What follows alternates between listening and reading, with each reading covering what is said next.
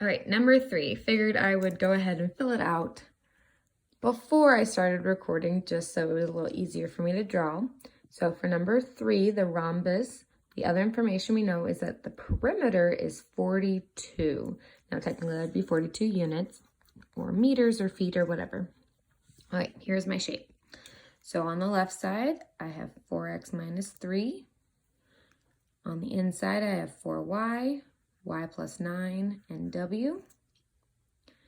And then I have angle measurements of 1, 28 degrees, 3, 2, and 4. Pause yourself so you can record that. I'm going to go ahead and move on. So on this problem, I'm going to go ahead and do the angles first, just so you can see that they can be done in any order. Now, based on the fact that this is a rhombus, we know that the diagonals bisect themselves. So angle 2 is a 90-degree angle. Okay. From that information, we can find angle,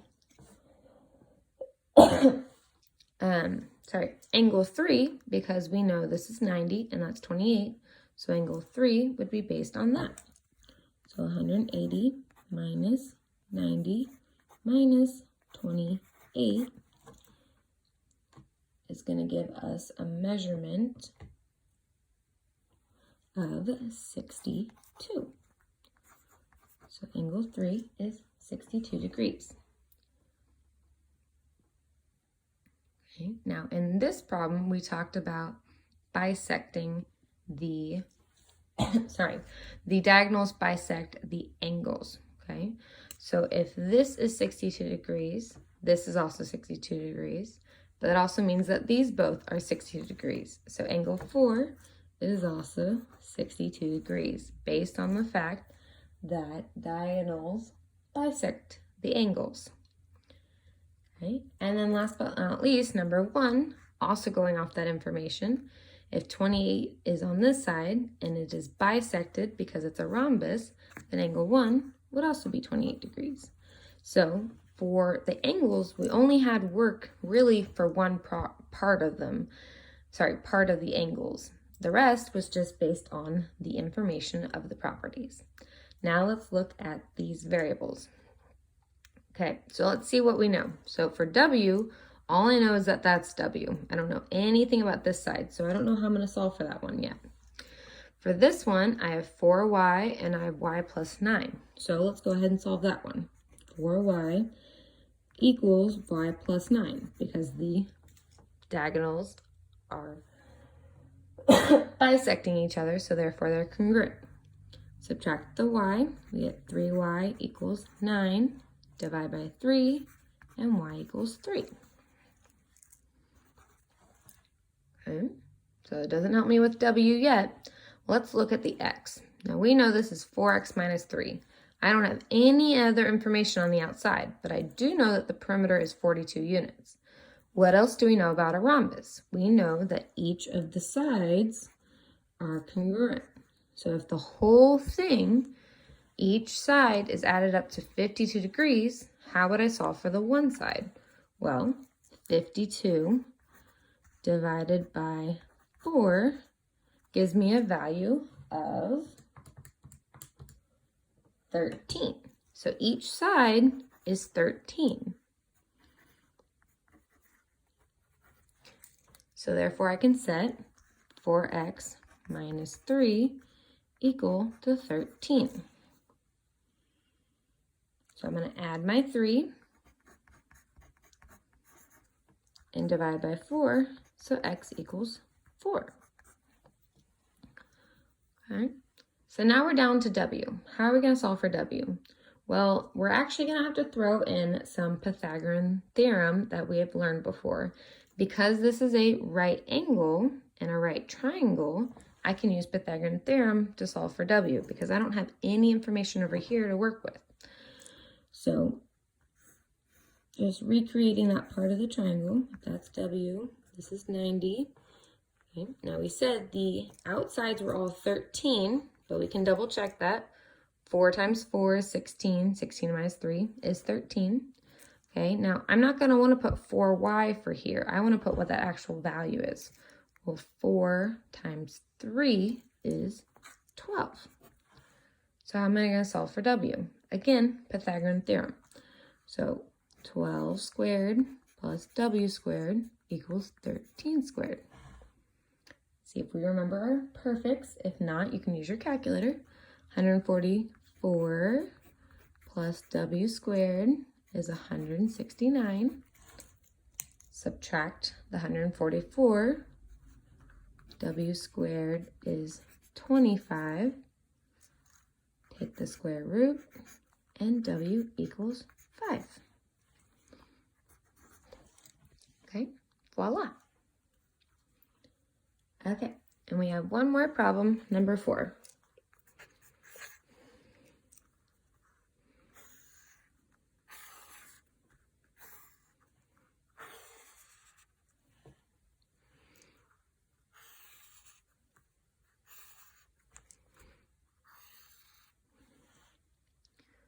Okay, and the information we know about this one is that this is w. This is 2x plus 10. This is 3w minus 6. And this is 4x plus 36. And this out here is z. Okay, and we're actually not going to do any angles on this one. We're just going to solve for x, y, and z.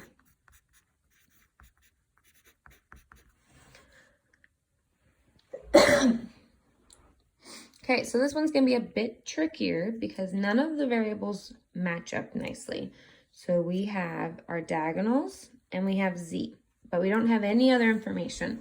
So let's set up the information we do know. Well, we do know that the diagonals are congruent. So w equals 2x plus 10.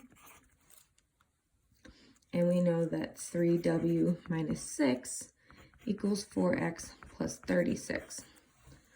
Okay, so what we're going to do is we're going to do some substitution.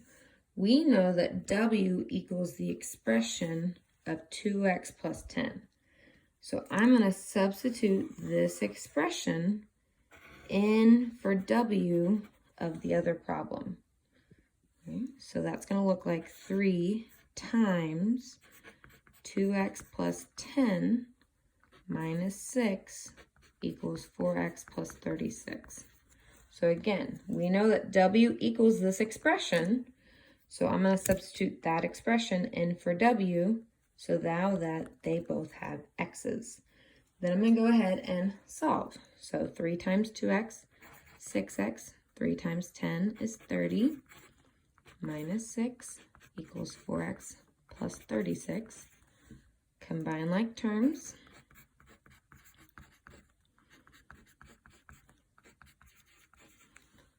Go ahead and solve. We get 2x plus 24 equals 36. Subtract the 24. 2x equals 12. So x equals 6. Okay. Now that I know x equals 6, I can substitute that back over here to solve for w. So w equals 2 times 6 plus 10. So 2 times 6 is 12. So w equals 22. My apologies. We didn't have a y. We had a w.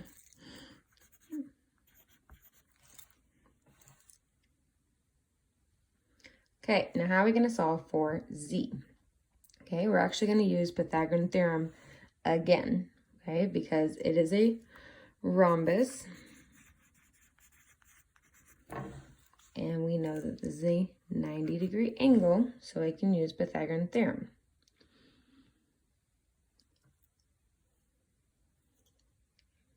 So I'm going to recreate my triangle.